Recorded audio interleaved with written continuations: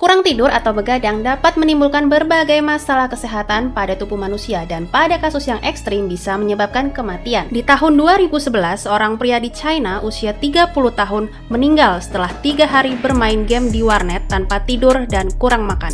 Wanita muda berusia 20 tahun ini mengalami stroke dan dirawat di ICU karena sering begadang semenjak pandemi 2020. Begadang dapat menyebabkan 11 dampak buruk bagi kesehatan tubuh kita. Mari kita bahas.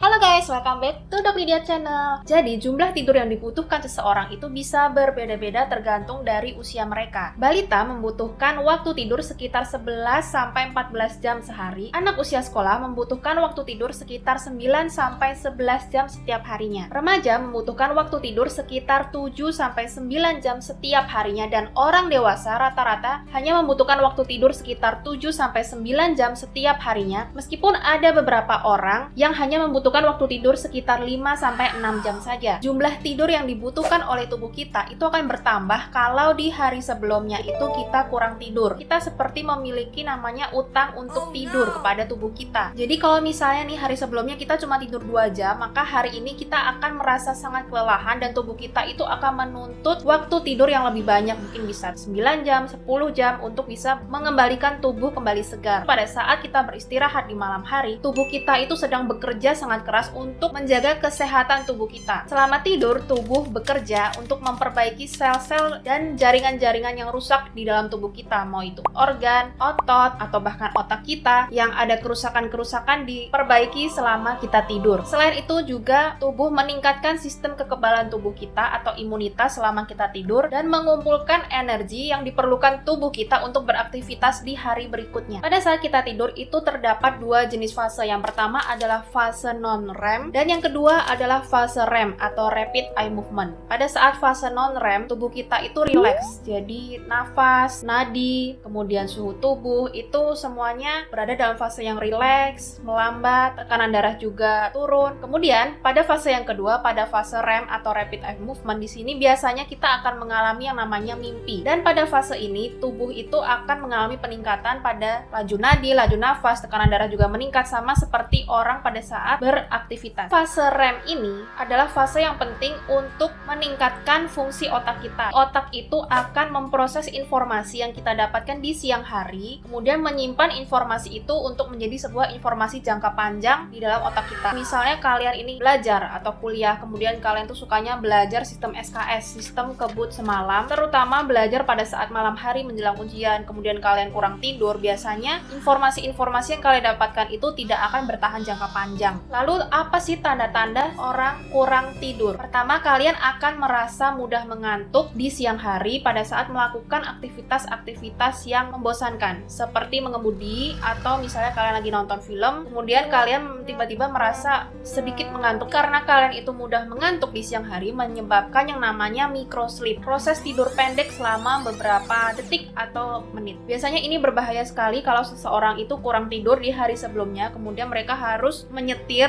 atau melakukan perjalanan jauh dan mengakibatkan banyak sekali kecelakaan akibat orang itu kelelahan atau mengantuk. Yang kedua adalah perubahan suasana hati atau moody. Yang ketiga, matanya jadi merah, jadi bengkak, ada kantung mata, raut mukanya tuh kayak kelelahan lah, kelihatan kalau muka-muka yang capek kurang istirahat. Yang keempat adalah mudah lupa. Apa yang sudah kita coba ingat-ingat di hari sebelumnya, hari ini apa ya kemarin ya, apa ya, lupa gitu. Dan juga yang kelima adalah sulit fokus untuk menyelesaikan tugas. Kita menjadi sulit mencerna permasalahan yang sedang terjadi. Kemudian yang keenam, berat badan menjadi naik karena biasanya orang yang kurang tidur itu cenderung ingin makan lebih banyak dan makanannya itu yang bersifat junk food. Dan yang ketujuh, akan ada perubahan pada kulit, misalnya mudah berjerawat. Nah, apa sih bahayanya orang kurang tidur secara jangka panjang bertahun-tahun? Yang pertama, sistem imunitas tubuh itu akan melemah. Jadi seseorang akan lebih mudah sakit, misalnya sakit-sakit ringan seperti gampang batuk pilek, gampang sakit tenggorokan. Yang kedua adalah meningkatkan berbagai resiko penyakit seperti penyakit jantung atau penyakit kardiovaskular, tekanan darah tinggi, diabetes, obesitas, dan juga serangan jantung. Menurut penelitian, kurang tidur itu bisa menyebabkan peningkatan sebesar 48% resiko seseorang terkena penyakit jantung termasuk stroke. Yang ketiga, bisa meningkatkan resiko kematian sebesar sebesar 2 kali lipat akibat penyakit jantung. Yang keempat, mengalami masalah memori. Jadi seseorang itu akan mudah lupa, dan kurang tidur ini akan mempengaruhi memori baik jangka pendek dan juga memori jangka panjang. Yang kelima, yang tadi sudah saya sebutkan sebelumnya, orang menjadi merasa mudah tersinggung, mudah marah, moody, dan perasaan moody ini bisa menyebabkan depresi itu meningkat pada orang-orang yang kurang tidur. Menurut penelitian, orang yang mengalami insomnia lebih beresiko 5 kali lipat terkena depresi dibandingkan orang yang cukup tidur. Jadi biasanya ada siklus berulang, mulai dari orang yang bekerja lembur, kemudian karena dia lembur, dia kurang tidur, menghadapi kerjaan lagi, banyak tekanan pekerjaan, dia mudah depresi, kemudian setelah dia depresi, dia menjadi insomnia, sulit tidur, dan itu menjadi siklus yang tidak putus. Yang ketujuh adalah waktu bereaksi yang lebih lambat. Ada penelitian bahwa orang-orang yang kurang tidur, kemudian mereka melakukan suatu aktivitas seperti mengemudi, itu hasilnya orang-orang yang kurang tidur itu lebih buruk daripada orang yang bahkan mengonsumsi alkohol. Yang kedelapan, dorongan seks yang lebih rendah atau libidonya menjadi menurun akibat menurunnya kadar hormon testosteron. Yang kesembilan, terjadinya penuaan dini pada kulit kita, seperti mudah keriput, mudah jerawatan, kemudian muncul lingkaran hitam di bawah mata. Yang kesepuluh adalah meningkatnya nafsu makan. Orang menjadi cenderung makan berlebihan, kemudian diikuti dengan penambahan berat badan, dan bahkan kecenderungan makannya itu mencari makanan-makanan yang tinggi lemak dan juga tinggi karbohidrat seperti makanan junk food. Yang ke-11 adalah sulit memecahkan masalah atau membuat keputusan, karena biasanya orang itu menjadi sulit berkonsentrasi dan juga sulit menilai suatu keadaan dengan baik. Kemudian bagaimana caranya kita mempunyai pola tidur yang baik? Pertama, kita harus mempunyai jadwal tidur yang teratur. Kita harus menetapkan jam berapa kita harus sudah tidur dan jam berapa kita harus bangun. Misalnya kita set jam 10 malam kita harus sudah tidur, kita harus mematuhi itu setiap harinya. Yang kedua, jangan tidur dalam keadaan kelaparan atau kekenyangan, karena ini akan mengganggu atau membuat kita gelisah, aduh lapar, aduh kekenyangan, jadi makin sulit tidur. Yang ketiga, ciptakan lingkungan tidur yang nyaman. Jangan ada HP di samping kita, jangan tidur sambil dengerin musik. Yang keempat, batasi tidur pada siang hari. Kalau pada siang hari kita itu tidur terlalu banyak, itu akan mengganggu waktu tidur di malam hari. Dan yang terakhir, rutin lakukan aktivitas fisik minimal 2 kali seminggu. Oke, sampai di sini dulu ya pembahasan kali ini. Bye-bye!